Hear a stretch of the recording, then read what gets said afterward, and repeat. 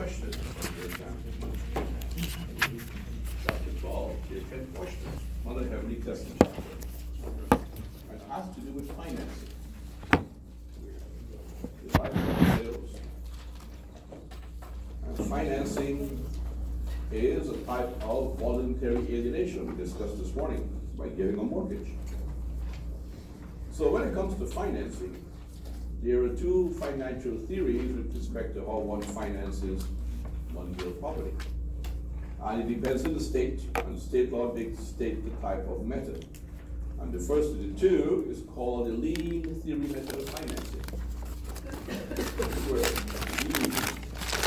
So what happens in the lien theory method, the borrower goes to the lender and borrows money. And the lender says, how are you going to secure this money? How am I going to get repaid? And the borrower says, here's a mortgage on my property. And the mortgage creates the lien. That's why it's called the lien theory method. The borrower gives the right for the lender to put the lien on the property. And the document that creates the lien is called a mortgage. The mortgage is the contract between the mortgagor, borrower, mortgagee, lender. And that creates the lien on the property. That's why it's called a voluntary specific lien. And that's the reason it's called a type of voluntary alienation. You give, that's voluntary. So when the loan is repaid, the lender will issue a satisfaction of mortgage. That means the terms of the mortgage has been satisfied. Whatever those promises are in that contract known as a mortgage has been satisfied.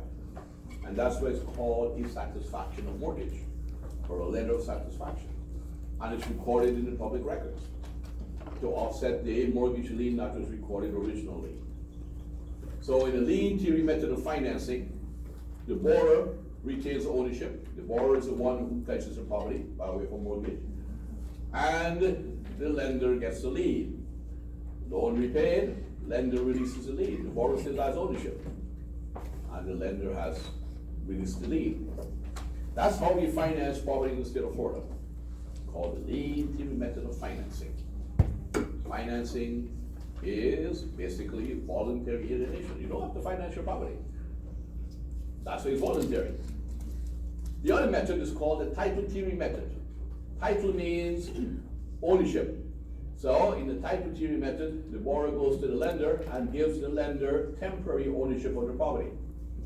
Temporary ownership. That means the lender or a trustee has ownership. So if the lender gets temporary ownership, the document that creates that conveyance of ownership is called a mortgage deed. Mortgage and deed. Now, mortgage deed means that the lender has temporary ownership of the property. If the lender says, don't bring it to me, give it to my trustee, it's called a deed of trust. So these are the two documents that will convey temporary ownership of the property in the title theory method of financing.